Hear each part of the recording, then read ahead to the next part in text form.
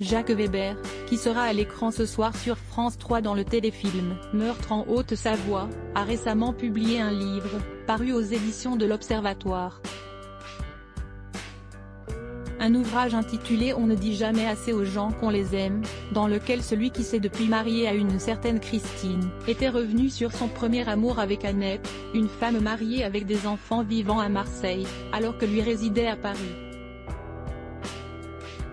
Il a été prêt à tout pour elle, notamment à parcourir des centaines de kilomètres à vélo pour la rejoindre.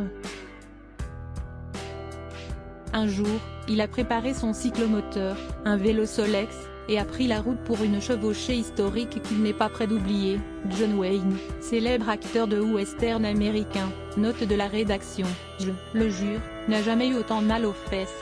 15 jours durant, je sillonne les routes de France à l'allure d'un char à bœuf et en pédalant dans les côtes. J'arriverai de Meurtry, à gare devant ma princesse. » Ils passèrent ensuite la nuit ensemble, mais le lendemain il fut obligé de rejoindre la capitale pour un tournage. La plus belle histoire de ma vie une fois encore, Don Quichotte avait rêvé. Ajoute-t-il, ce qui laisse à penser que leur histoire s'était arrêtée là.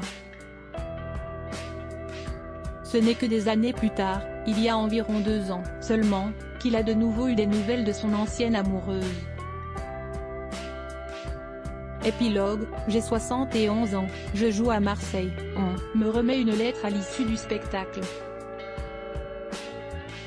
Aucun nom, aucune adresse d'expéditeur, explique-t-il. Tu fus et reste la plus belle histoire de ma vie, lui avait alors écrit Annette. J'aurais tellement voulu prendre un café, un pastis, lui dire que j'avais remplacé mon Solex par un vélo électrique, nos vieilles mains se seraient retrouvées, a-t-il ensuite regretté, en se remémorant cette lettre. À noter que dans ce livre, le père de Tommy, Stanley Kim se rappelle également de ce soir d'été où, profitant de l'absence de son mari, il a ramassé et jeté des cailloux sur les volets de sa bien-aimée, avant qu'elle ne le rejoigne. Un baiser se pose sur mes lèvres et s'envole, se souvient-il. Un mauvais film, mais une jolie histoire.